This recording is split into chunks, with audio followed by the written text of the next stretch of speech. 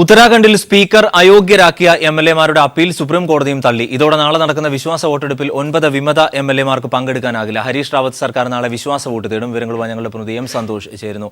Santhosh, speaker അയോഗ്യരാക്കിയ നടപടി നിലനിൽക്കും എന്ന് തന്നെയല്ലേ?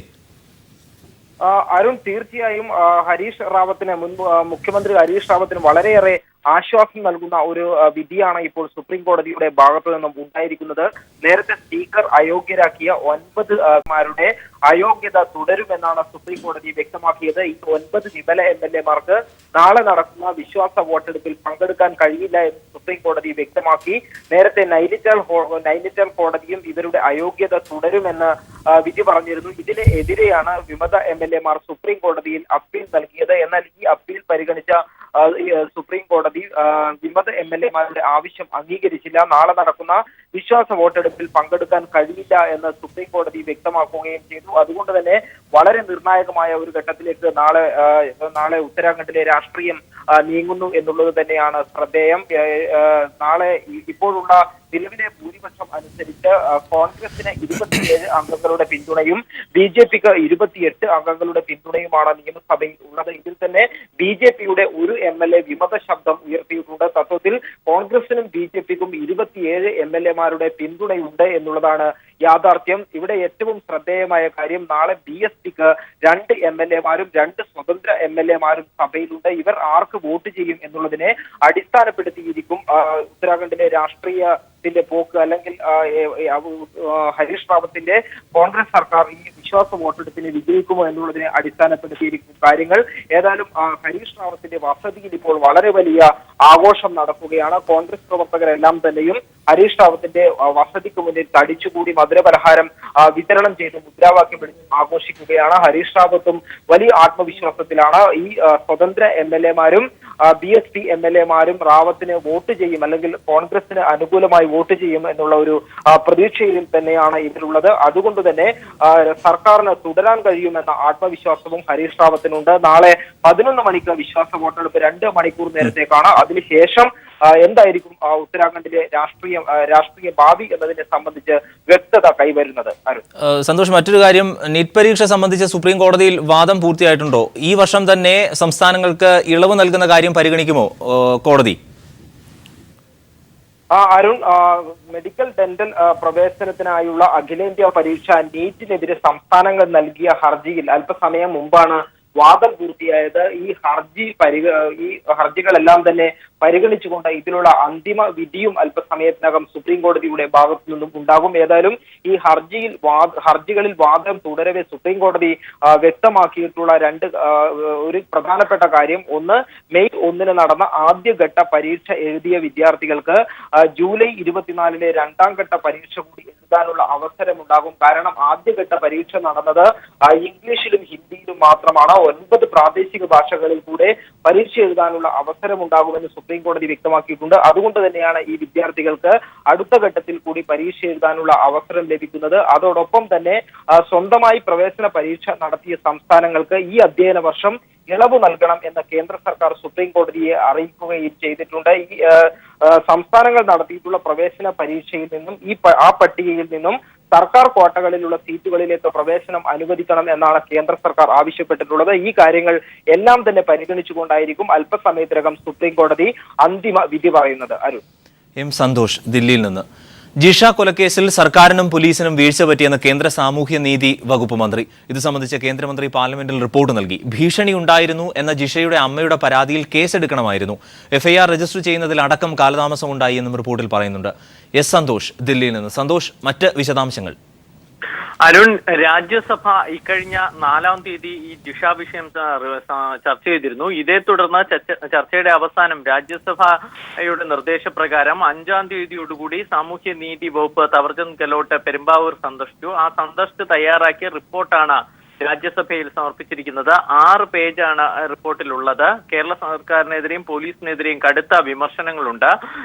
ഈ ജിഷ സംഭവത്തിൽ FIR രജിസ്റ്റർ ചെയ്തതിന് പോലും സംസ്ഥാന പോലീസ് ഏറെ വൈകി. ഇത് തന്നെ വീഴ്ച ആണ് കാണിക്കുന്നത്. കൂടാതെ പ്രത്യേക അന്വേഷണ സംഘം രൂപീകരിക്കുന്നതിലും വീഴ്ചയുണ്ടായി. ഇങ്ങനെ കാലതാമസങ്ങൾ അന്വേഷണത്തിന്റെ വിവിധ ഘട്ടങ്ങളിൽ ഉണ്ടായ സാഹചര്യത്തിൽ തെളിവുകളെല്ലാം നശിപ്പിക്കപ്പെട്ടിരിക്കാം എന്നാണ് റിപ്പോർട്ടിൽ പറയുന്നത്. അതോടൊപ്പം പ്രധാനമായും ചൂണ്ടിക്കാട്ടുന്നത് ഈ ജിഷ സംഭവത്തിൽ പട്ടികജാതി വർഗ എതിരെ അക്രമം തടയാനുള്ള വ്യവസ്ഥകൾ ആദ്യം മുതലേ ഈ വകുപ്പിൽ ഈ കേസിൽ ചുമത്തിയില്ല എന്നും കുറ്റപ്പെടുത്തുന്നുണ്ട്. അരുൺ. സന്തോഷ്, ദില്ലിയിൽ നിന്ന്. നിലവിലുള്ള അന്വേഷണ സംഘത്തെ പിരിച്ചുവിട്ട് പ്രത്യേക സംഘത്തെ നിയോഗിക്കണമെന്ന് കോടിയേരി ബാലകൃഷ്ണൻ. എന്നാൽ കേസ് മറ്റൊരു ഏജൻസി അന്വേഷിക്കേണ്ട കാര്യമില്ലെന്നും പ്രതികളെ ഉടൻ പിടികൂടുമെന്നും ആഭ്യന്തരമന്ത്രി പറഞ്ഞു. അതേസമയം ജിഷയ്ക്ക് നീതി ലഭിക്കും വരെ പോരാട്ടം തുടരുമെന്ന് രോഹിത് വെമുലയുടെ അമ്മ രാധിക വെമുലയും പ്രതികരിച്ചു. കേസിൻ്റെ അന്വേഷണം അട്ടിമറിക്കുന്ന നിലയിലേക്കാണ് സംഭവങ്ങൾ ചിന്തിച്ചിട്ടുള്ളത്. 1500 പോലീസുകാരെ ഇതിനു വേണ്ടി നിയോഗിച്ചു എന്നാണ് പത്രങ്ങളിൽ കാണുന്നത്. ഇവരെന്ത് ചെയ്യാണ്? എവിടെയാണ് എന്താണ് പ്രവർത്തിക്കുന്നത്? അതുകൊണ്ടാണ് ഇപ്പോൾ ഇരുട്ടിൽ തപ്പുന്ന നില പോലീസിൻ്റെ ഭാഗത്ത് വന്നിരിക്കുന്നത്. അതുകൊണ്ട് ഈ അന്വേഷണ സംഘത്തെ പിരിച്ചുവിടണം. ഒരു സ്പെഷ്യൽ ഇൻവെസ്റ്റിഗേഷൻ ടീമിനെ നിശ്ചയിക്കണം. ഇപ്പം മറ്റൊരു ഏജൻസി അന്വേഷിക്കേണ്ട സാഹചര്യമില്ല. കേരള പോലീസിന് തന്നെ ഇത് തെളിയിക്കാൻ സാധിക്കും. പിന്നെ ഒരു ഘട്ടം കഴിഞ്ഞ് വേണ്ടി വന്നാൽ അന്നേരം ആലോചിക്കാം. അല്ലാണ്ട് ഇപ്പോഴേതായാലും പോലീസിൻ്റെ അന്വേഷണം ഫലപ്രദമായിട്ട് തന്നെയാണ് നീങ്ങുന്നത്. మీద జరిగిన ఈ అరాచకం అందరూ చాలా అన్యాయం. దీన్ని తీవ్రంగా ఖండిస్తున్నాము. దళితులపై జరిగే అత్యాచారాలకి మేము పోరాటం ఇంకా ఎక్కువ చేస్తూ ఉంటాము. అంతేగాని ఇంతటితో ఆగిపోము. ജിഷ കൊലക്കേസുമായി ബന്ധപ്പെട്ട ജിഷയുടെ സഹോദരി ദീപയെ തെളിവെടുപ്പിനായി പെരുമ്പാവൂർ താലൂക്ക് ആശുപത്രിയിൽ നിന്നും കൂട്ടിക്കൊണ്ടുപോയി.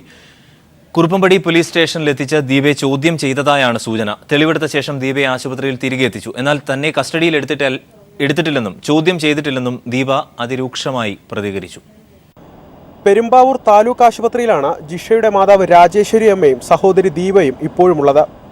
ഇന്ന് രാവിലെ 8:30 അന്വേഷണ ഉദ്യോഗസ്ഥനായ ക്രൈം ഡിറ്റാച്ച്മെന്റ് ഡിവൈഎസ്പി ജിജിമോൻ ആശുപത്രിയിലെത്തി ദീപയുമായി സംസാരിച്ച് മൊഴിയെടുത്തു. അരമണിക്കൂറാണ് ജിജിമോൻ ആശുപത്രിയിൽ ചിലവഴിച്ചത്. ഡിവൈഎസ്പി തിരികെ പോയി 9:30 3 വനിതാ പോലീസ് ഉദ്യോഗസ്ഥരെത്തി ദീപയെ ജീപ്പിൽ കയറ്റിക്കൊണ്ടുപോയി. ഇവരെ കുറുപ്പംപടി സ്റ്റേഷനിലെത്തിച്ച് ചോദ്യം ചെയ്തതായും സൂചന ലഭിച്ചു. ജിഷയുടെ ഒറ്റമുറി വീട് പരിശോധിച്ചതിൽ നിന്ന് ലഭ്യമായ പാസ്ബുക്കുകൾ അടക്കമുള്ള ചില രേഖകൾ ദീപയുടെ സാന്നിധ്യത്തിൽ പോലീസ് പരിശോധിച്ചു. വൈകാതെ പോലീസ് ദീപയെ ആശുപത്രിയിൽ തിരികെ എത്തിച്ചു. അതിരൂക്ഷമായ ഭാഷയിലാണ് ദീപ മാധ്യമങ്ങൾക്ക് നേരെ പ്രതികരിച്ചത്. നിങ്ങളുടെ വീട്ടിലും പെങ്ങന്മാരൊക്കെ ഇല്ലേ? നിങ്ങളുടെ വീട്ടിലൊരു കൂടപ്പറപ്പിനെ എങ്ങനെ സംഭവിക്കണമെങ്കിൽ ഞങ്ങളെപ്പോലുള്ള ആൾക്കാർ വന്ന് നിങ്ങളുടെ വീട്ടിൽ വന്ന് ഇതുപോലുള്ളൊരു ബുദ്ധിമുട്ടുണ്ടാക്കുമ്പോൾ നിങ്ങൾ എന്താ ചെയ്യുക? സാമാന്യം അവനെ അടിച്ചു ഓടിക്കും ഇല്ലേ? നിങ്ങൾ ചെയ്യുമോ?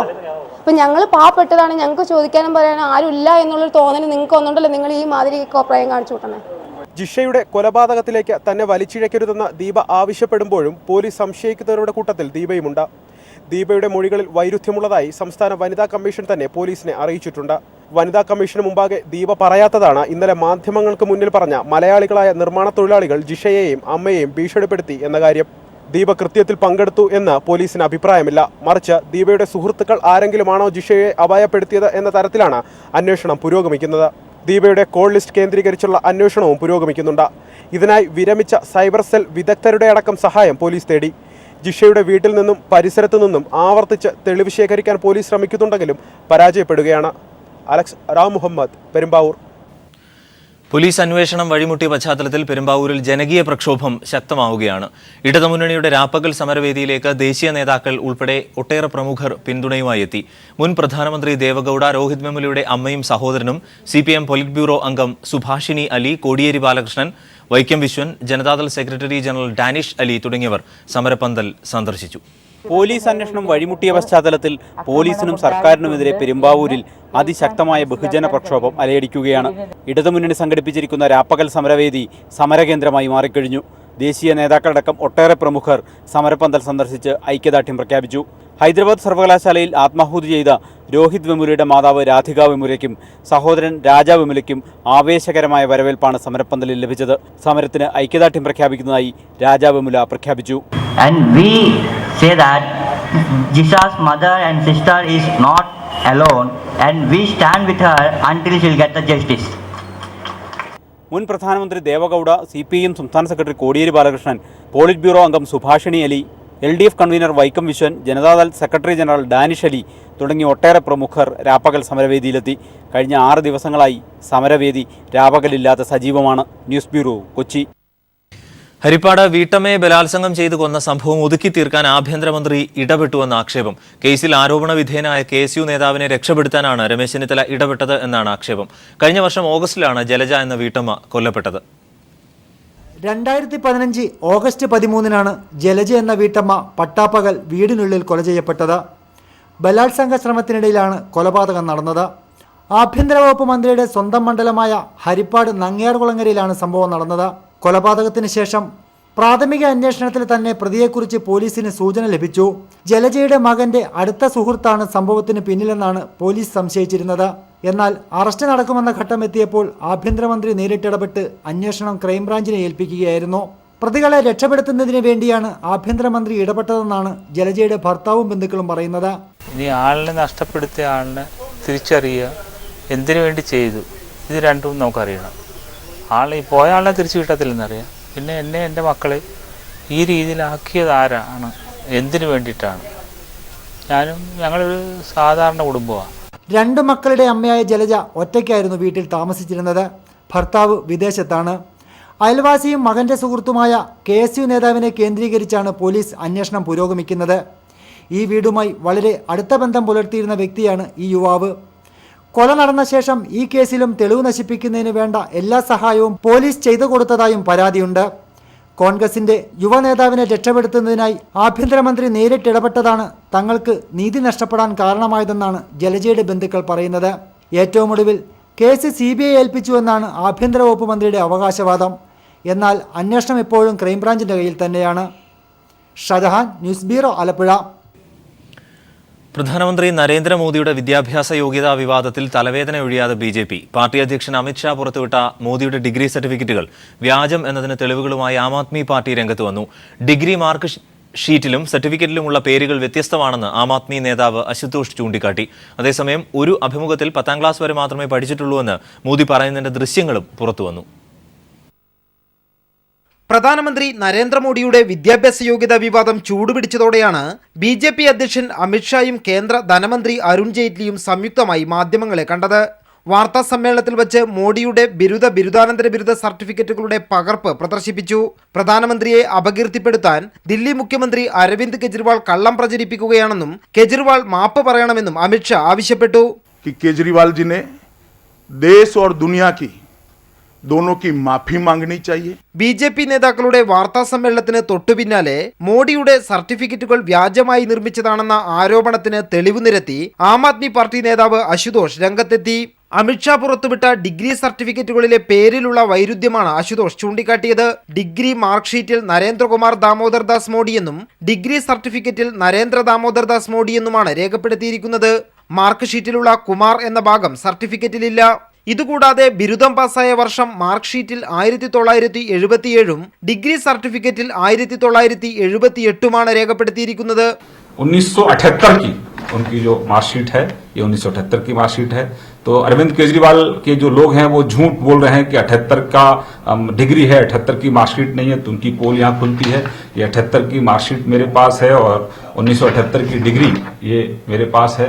दोनों चीजें मैं आपको दिखा रहा हूँ. हमने आज प्रेस कॉन्फ्रेंस में भी ये बताया था और सब चीजें पब्लिक डोमेन में है. कोई चीज किसी से छुपी नहीं है. സർട്ടിഫിക്കറ്റുകളിൽ നിരവധി വൈരുദ്ധ്യങ്ങൾ എങ്ങനെയുണ്ടായി എന്ന് തെളിയിക്കേണ്ട ബാധ്യത പ്രധാനമന്ത്രിക്കും BJPക്കുമാണെന്ന് അശുതോഷ് പറഞ്ഞു. അതേസമയം 2001-ൽ നൽകിയ ഒരു ടെലിവിഷൻ അഭിമുഖത്തിൽ ഹൈസ്കൂൾ വരെ മാത്രമേ പഠിച്ചിട്ടുള്ളൂവെന്ന് മോഡി പറയുന്നതിന്റെ ദൃശ്യങ്ങൾ പുറത്തുവന്നതും BJPക്ക് തലവേദനയായി. तब से लेकर के आज तक मैं भटक रहा हूँ नई चीजें पाने के लिए. सिर्फ स्कूल तक पढ़े, मतलब प्राइमरी स्कूल तक, हाई स्कूल तक. സർട്ടിഫിക്കറ്റ് വിവാദത്തിൽ പ്രധാനമന്ത്രി നരേന്ദ്രമോദി തന്നെ വിശദീകരണം നൽകണമെന്ന ആവശ്യമാണ് ഇപ്പോൾ പ്രധാനമായും ഉയരുന്നത്. News bureau, Delhi. ഭഗവത്ഗീത ജനാധിപത്യ മാനവികതയുടെ കാഴ്ചപ്പാടിൽ വ്യാഖ്യാനിക്കപ്പെടണമെന്ന് സ്വാമി വിശ്വഭദ്രാനന്ദ ശക്തിബോധി. വെറുപ്പിന്റെ സാമൂഹിക അന്തരീക്ഷം നിലനിൽക്കുന്ന കാലത്ത് ഇങ്ങനെയൊരു ഭാഷ്യമാണ് ഗീത ആവശ്യപ്പെടുന്നത്. ഗീതയുടെ വ്യത്യസ്ത ഭാഷ്യത്തിന്റെ ചിത്രീകരണ വേളയിലാണ് സ്വാമി അഭിപ്രായം പറഞ്ഞത്. ശങ്കരാചാര്യരുടെ ഗീതാവ്യാഖ്യാനമാണ് ഗീതാജ്ഞാനയജ്ഞം നടത്തുന്ന എല്ലാവരും പിന്തുടരുന്നതെന്ന് സ്വാമി വിശ്വഭദ്രാനന്ദ ശക്തിബോധി ചൂണ്ടിക്കാട്ടി. എന്നാൽ ശങ്കരാചാര്യർക്ക് പ്രചോദനമായ ബുദ്ധനെയും ഗീതയ്ക്ക് വ്യാഖ്യാനങ്ങൾ രചിച്ച തിലകൻ, മഹാത്മാഗാന്ധി എന്നിവരെയും കൂടി മനസ്സിലാക്കി വേണം ഗീതയെ വ്യാഖ്യാനിക്കാൻ. നമുക്കറിയാം, ബുദ്ധൻ എന്ന് പറയുന്നത് ഇന്ത്യൻ ആത്മീയതയുടെ ഏറ്റവും അത്യുജ്വലമായ ഒരു പ്രതീകമാണ്. അതുകൊണ്ട് തന്നെയാണ് ശങ്കരാചാര്യർ പ്രച്ഛന്ന ബുദ്ധൻ എന്ന പേരിൽ അറിയപ്പെട്ടത്.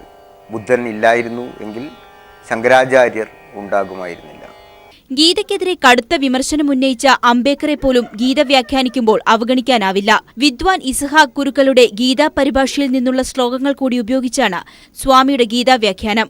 ഗൂഢാതിഗൂഢമീ ജ്ഞാനം ഞാൻ നിനക്കറിയിച്ചിതു, ഇതെല്ലാം വേണ്ട പോലോർത്തിഷ്ടമായതു ചെയ്യുക നീ. ഭഗവത്ഗീതായനം എന്ന ഈ പരിപാടി നാളെ മുതൽ പീപ്പിൾ TV സംപ്രേഷണം ചെയ്യും. ചൊവ്വ മുതൽ വെള്ളി വരെ രാവിലെ 6:30-ക്കാണ് സംപ്രേഷണം. News desk.